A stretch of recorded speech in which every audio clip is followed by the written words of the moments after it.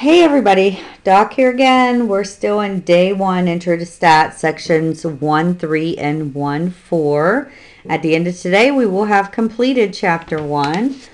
So let's take a look. Again, this chapter is full of a lot of information and less math. So we will be going through the chapter, discussing the definitions, and taking a look at some of these great examples that they have in the text. All right, so we're going to look at experiments versus observational studies. You have to decide sometimes whether or not it's better to have an experiment or an observational study. For instance, will a new drug help prevent heart attacks? Does one type of seed produce a larger wheat than another?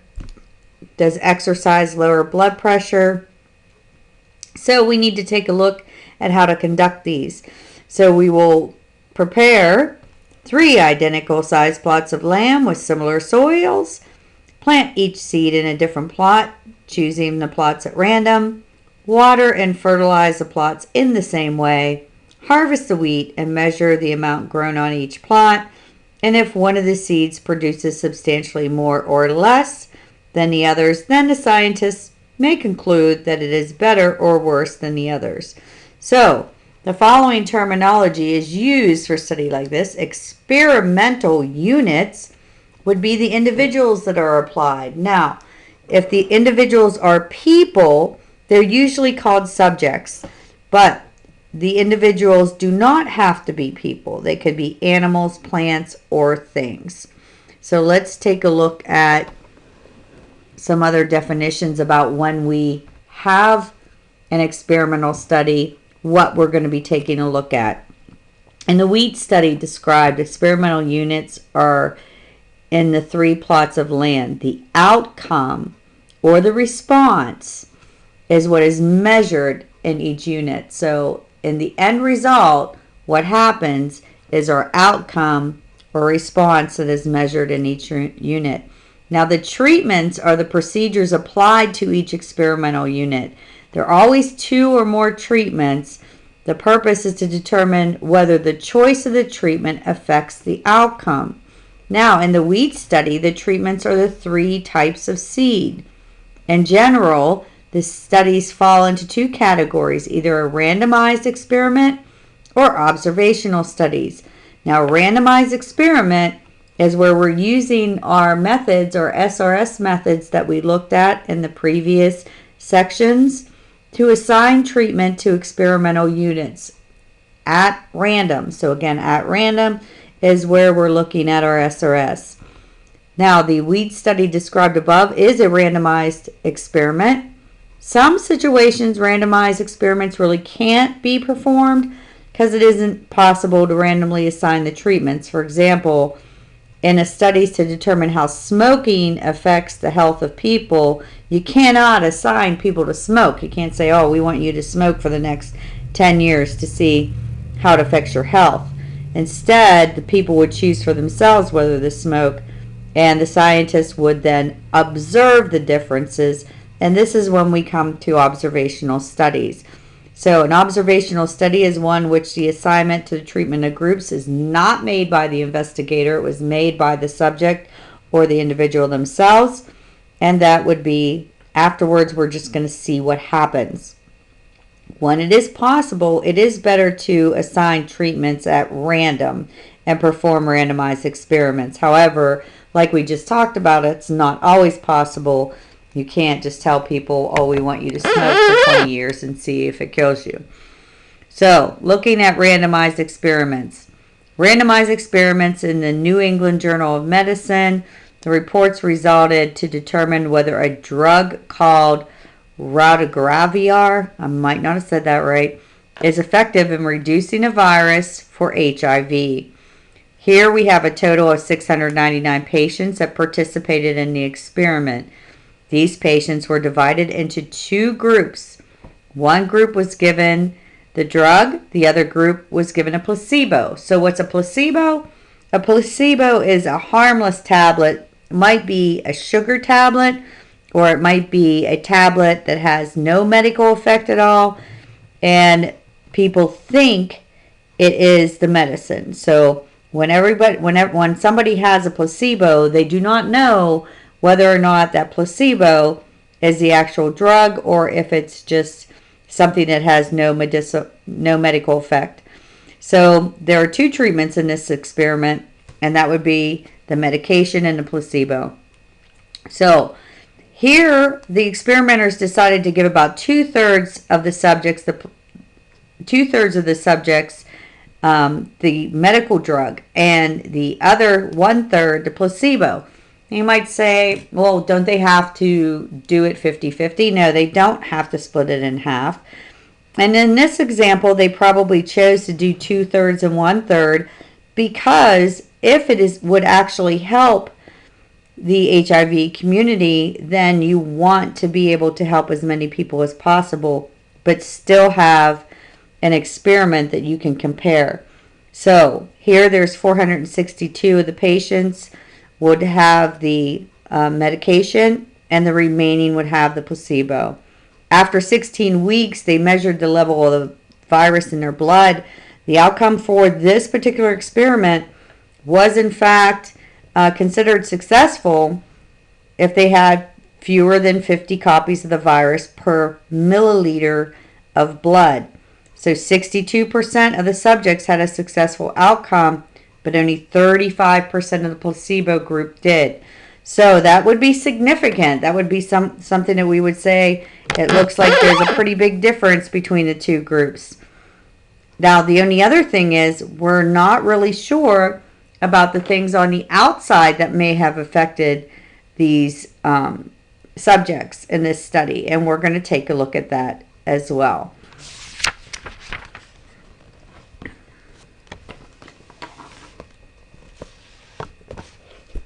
Okay, so in summary for this portion, a randomized experiment, if there are large differences in outcomes among the treatments, we can conclude that the differences are due to that treatment. Now, I'm saying that with hesitation because there are plenty of other things that you haven't learned that we need to take a look at yet. We need to see if there's any confounded variables, things on the outside that may have affected it, or maybe some other things. So that all needs to be taken in consideration. But we'll say that this statement is given knowing that those considerations were taken.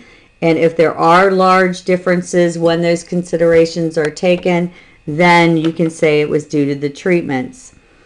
So when you assess the effectiveness of a new method of teaching arithmetic to elementary school children, simple random sample of 30 first graders were taught with a new method, and the others were taught with the currently used method.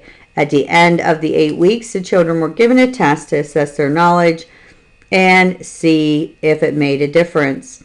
So the treatment in this study would be the two methods of teaching. It's a randomized experiment because the children were assigned at random. So this would be a good example of how you can use a randomized experiment. Now, a double-blind experiment, also all of these details are important when you're taking a look at the results of experiments. Double-blind would mean that the investigator nor the subject would know which had which treatment. Now, in the teaching example, obviously it's not possible to have a double-blind experiment because you obviously know if you're teaching a new method or if you're teaching the old method. However, if we go back and we take a look at that experiment we looked at before with the new medication for HIV, we may have a list that nobody has access to where it was randomized, where 2/3 of the subjects are taking the medication, 1/3 of the subject is taking the placebo. The medication and the placebo look exactly the same, and neither the investigator or the person knows whether or not they're taking the treatment. Now, why is that important? It's very important because if I am an investigator, and let's say I'm the person that created this HIV drug that I really am hoping is going to make a difference, I might, not even on purpose, I might by accident or we'll say not consciously, kind of say to the people who have the drug, are you having any kind of feelings that might be different than before? And I might kind of sway them one way or the other without even knowing that I'm doing that.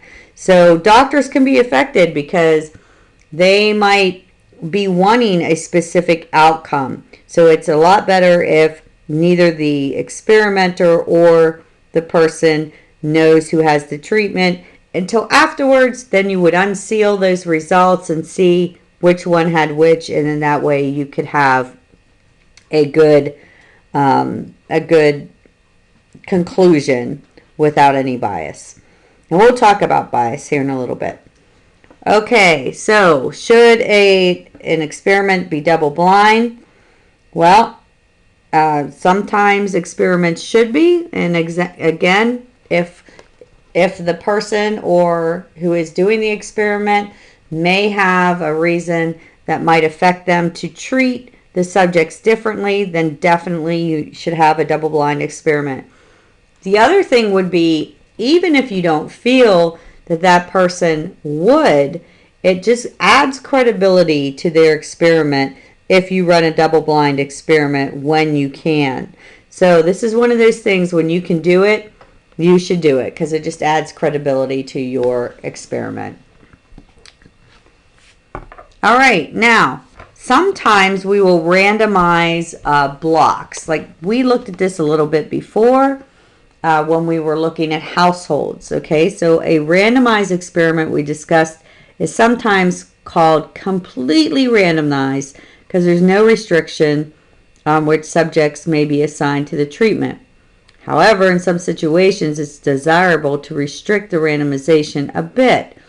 For example, imagine that 2 reading programs are to be tested in elementary school for grades 1 through 4. Now let's talk about that. First grade reading levels are obviously at one place. 4th grade, they can obviously be at a much higher place. So you wouldn't want to just randomly choose and put all those 4 groups together, because you might have one group that has a lot more 4th graders in it than 1st graders. And if that were the case, you might have a result that would not be because of the program. It might be because they're just older and they've been reading for a lot longer. So what you would want to do is you would want to block those subjects. You would have all the 1st graders in one group, 2nd graders in another group, 3rd graders in another group, 4th graders in another group. And let's say you pick so many randomly from each group. So we say, I'm going to pick 5 students randomly from 1st grade, from 2nd grade, from 3rd grade, and from 4th grade. And then that way you don't have to worry about having a bias that you weren't prepared for. So this is called a randomized block experiment. Sometimes it's good to have a randomized block experiment when you're looking at age, and sometimes gender. So it depends on how those subjects might be affected. If you're looking at how the distance of running a mile at the age of 14 and at the age of 84, those might be quite different. So you may want to block ages so that you can compare more similar groups and then randomize from each block. All right.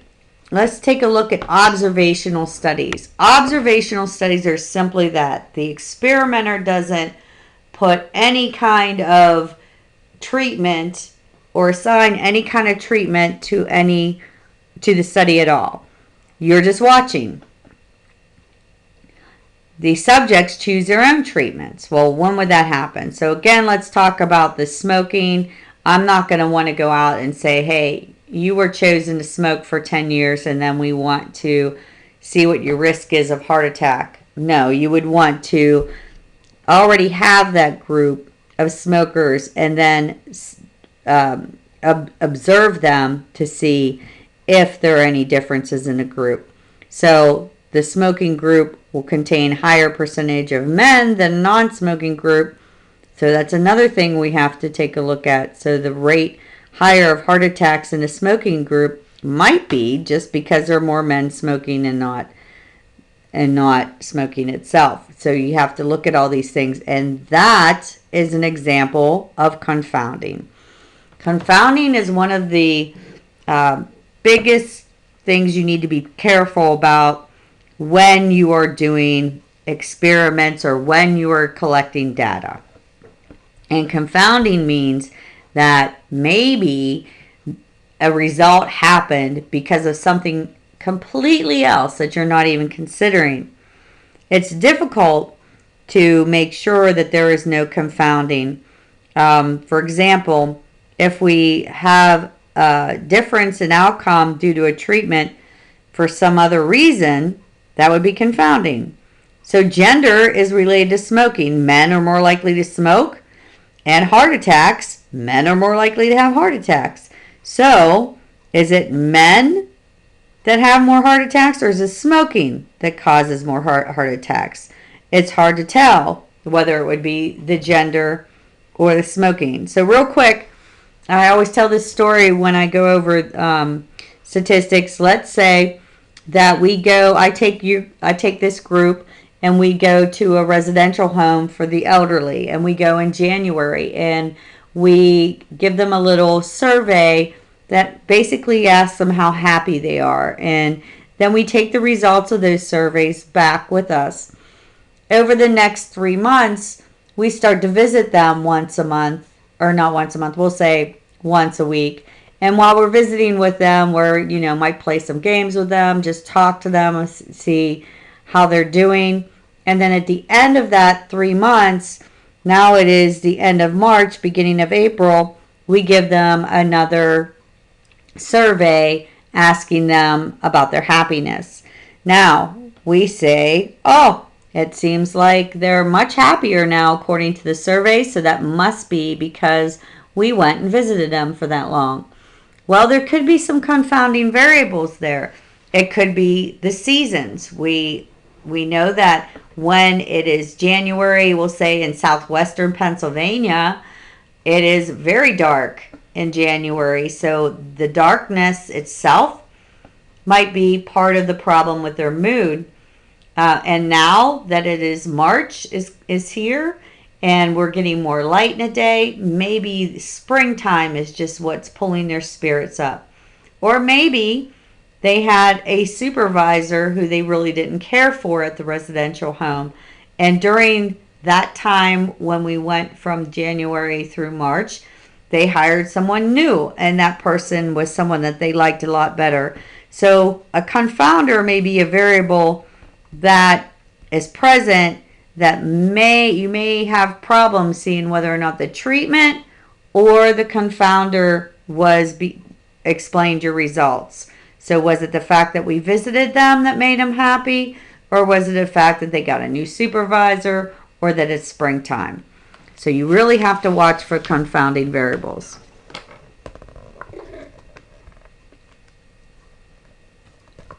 Okay, so summary for this one portion, it says observational studies, when there are differences among the treatments, it is often difficult to determine whether differences are due to treatments or confounding. Now that doesn't mean that observational studies are bad.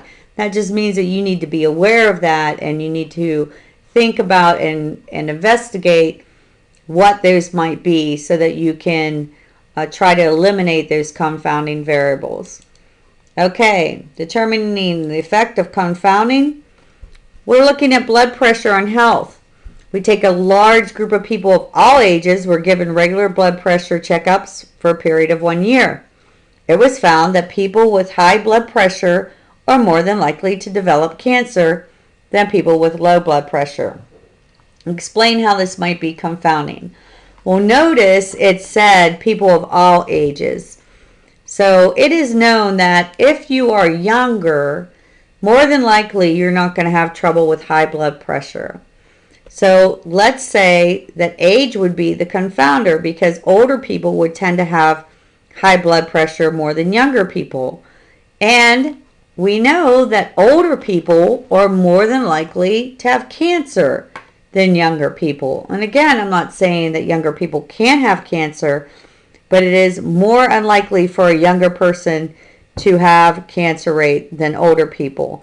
So we might say that high blood pressure may give high cancer rates, but that might not be true. It might be the age that's the confounding variable. So we have to be careful of those kind of things. All right, let's look at some types of observational studies. We're going to look at cohorts, and we're going to look at case control studies. So a cohort is a group. A cohort is a group. A cohort study is a group of subjects, which is called the cohort, to determine whether or not various factors of interest are associated with them. Now, there are different kinds of cohorts. You can do a prospective study. That's when the subjects are followed over time. So you might take a group, and here it talks about a very famous prospective cohort study for the Framingham Heart Study, which began in 1948 with 5,209 men and women in a town of Framingham. So every 2 years, these subjects were given physical exams and lifestyle interviews, which are studied to discover the effects of increase of heart disease. Much of what is known about diet and exercise and heart disease are based on this study. It was a very good study. So, however, even though prospective studies are really among the best, they are used quite often because they are quite expensive and they're over a long period of time, and it's hard to keep people involved over long periods of time. So if you can, then it's great. However, the disadvantage is, again, that they are expensive, and then over a long period of time, you may have several people who will drop out of the study.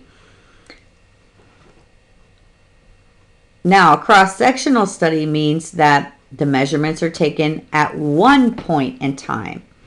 So, in a study from the Journal of American Medical Association, colleagues studies the health effects on bisphenol A, another word I should check, a chemical found in the linings of food and beverage containers. This is one of my pet peeves. I always am very leery of prepackaged food, and one of those things, and especially putting it in the microwave, really kind of freaks me out. And that's because there are chemicals that are in these linings. Now, in this cross-sectional study, they measured the levels of this in the urine from 1,455 adults. So they exposed them to the lining. Then they found that the higher levels were more than likely to have heart disease and diabetes. Now, this is a relatively inexpensive way to collect data, but it does have some problems.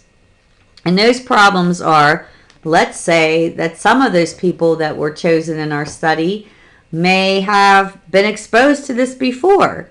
Maybe it's possible that the higher levels could be because of exposure before this study. We don't know that because we don't have that data. And yeah, we just don't know. We don't know what could cause that. The other thing here is it says that they are adults. It doesn't give any kind of age limit. I don't see an age limit here. So that might be an issue as well, because we just have 1,455 adults. That chemical might react differently to different age groups. So we have to be careful as that as well. Now, a retrospective study is also a very popular study where you sample after the outcome had occurred. So investigators might look back over time at people who had a gastric bypass 5 to 15 years previously. So they look at 9,668 obese patients which had not had bypass surgery. And they go back in time to see if they're still alive.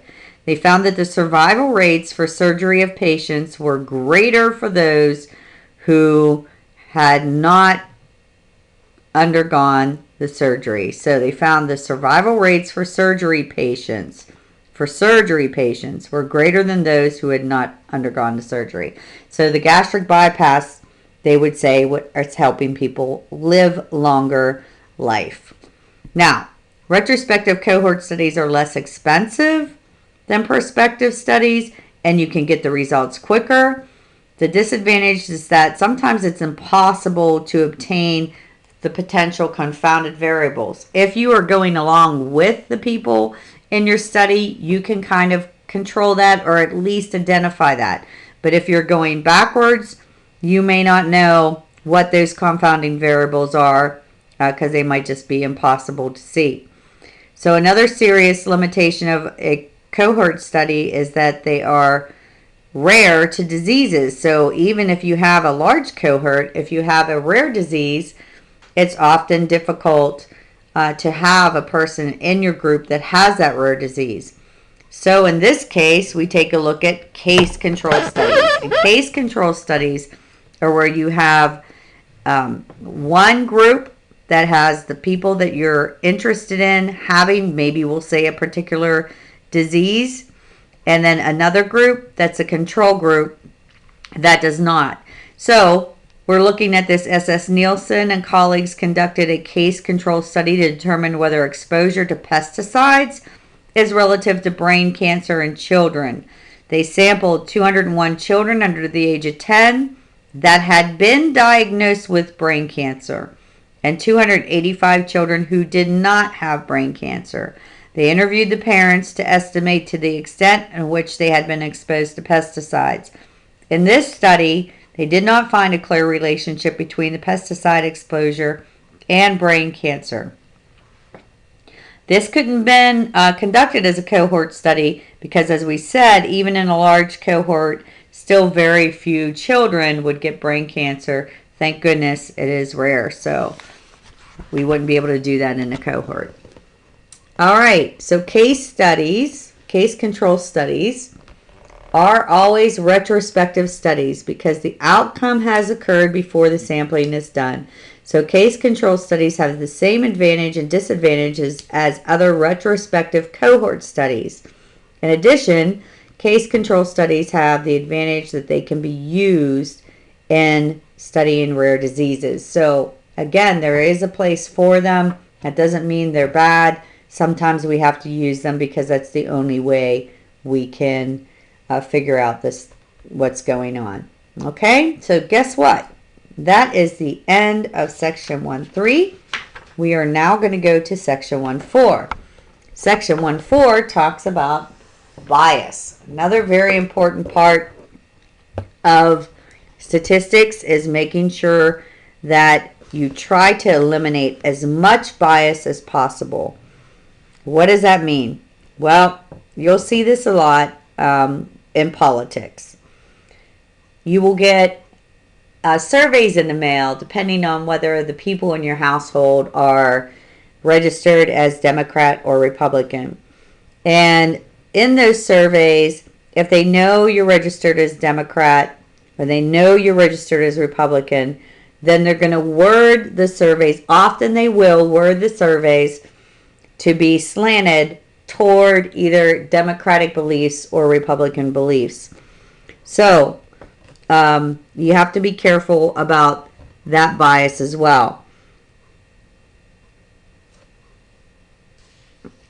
One of the things that you can do to avoid bias is, let's say you take a simple random sample and you're going to measure whether or not you have Democrats or Republicans. And we'll put the independents aside right now, but we'll say we're going to have Democrats or Republicans. Let's say just so happens that by chance you do one group and that group is really heavily Democratic and not Republican. And then you're going to take your that sample and you're going to take your data from that sample. Well, that might not be a very accurate sample because you only took one and that one was heavily Democratic. So one of the ways to combat biasness is a lot of times you can take several samples. So if you take several samples you would have a less chance of having bias, because some of your samples might have a lot of Democrats, some of them might not have very many Democrats, but on average, the sample would be the same percentage as it would be in the population. So a study conducted by a procedure that would correct results on average is said to be unbiased. So it is your job as an investigator to try to make it as unbiased as possible. And sometimes that might mean taking several samples. All right, so bias is a degree in which systematically overestimates or underestimates a population's value. A study conducted by a procedure that tends to over or underestimate a population is said to be biased. A study that produces the correct result on the average is said to be unbiased. And you say, correct result, what does that mean? Well, I would say that would mean the one that mostly reflects your actual population. All right, so you have to identify sources of bias. Identifying sources of bias, there are common types that we're going to take a look at here. And the first one is the one we already talked about in a previous section, and that's the voluntary response bias. Voluntary response bias is when somebody might need to either log on to a website, send a text message or a phone call. They want you to express your opinion on a certain situation. So these voluntary response samples are not reflective of the population as a whole. So in particular, again, people with strong opinions are more likely to participate. So if I receive a survey in the mail and that survey is asking me about gun control and I am very passionate one way or the other about gun control, then I might answer that survey. But let's say I get the survey and I really don't care about gun control. It's just not on my top 5 list. So if not, then I may not even care to fill out the survey. So the responses that you're going to get are the people who are biased because they feel very strongly one way or the other. Now, self-interest bias is one that advertisers use. So they might receive some data that their product does very well and it beats a competitor in a certain area. So they may take that self-interest bias and they might advertise it more in the commercials. You might say, well, shouldn't they? Well, sure, they should, if they would treat the other results the same. So let's say another survey was done where it said it really didn't have an effect on it, or it was less than a competitor. Are they going to advertise that the same as they would advertise something that would benefit them? More than likely not. So that would be a self-interest bias. Then we have social acceptable bias. So a lot of times people will answer in a certain way because they don't want people to feel a certain way about them. So you might say, hey, did you vote in the last presidential election? People will say, yes, of course I voted. Why wouldn't I vote? A lot of times people will answer in a way that is not truthful because they feel like people will look down upon them or people will look upon them negatively if they answer a certain way. So sometimes you have to kind of figure out a more indirect way to ask the question, and you got to be careful with wording here too, because wording could be biased. But in this example, we could say in 2016 presidential election between Hillary Clinton and Donald Trump, did anything come up that might have kept you from voting, or were you able to vote? And in that way, they might be more likely to say, well, I really wasn't feeling well, so I didn't vote. Versus, oh, yes, I voted no matter what. So those are all things that you have to consider as well. Now, sometimes leading question bias would This is huge in politics. I kind of laugh when I get surveys in the mail and they'll say, oh, the terrible the terrible legislation that Governor Wolf has put through.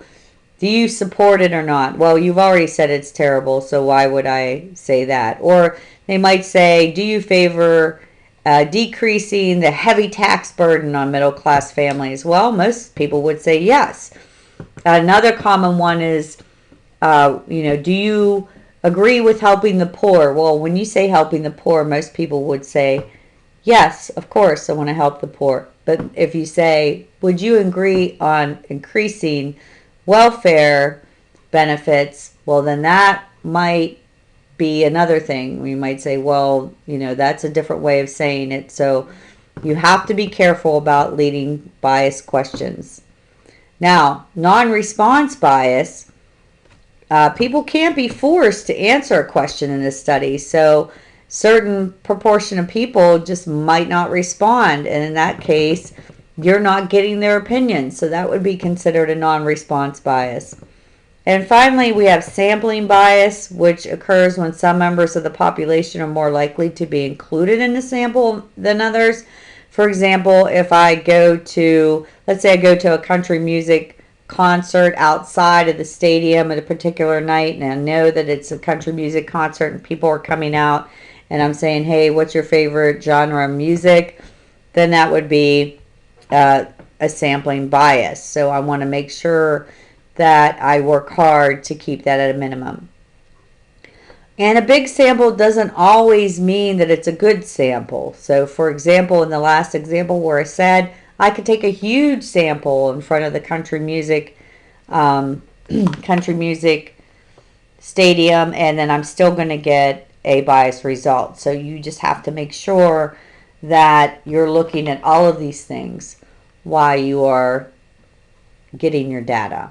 Okay, well, believe it or not, we are done with chapter 1, and I will put your homework up for chapter 1, and then we will go on with chapter 2, which is graphical summaries of data, and I look forward to talking with you soon, so take care.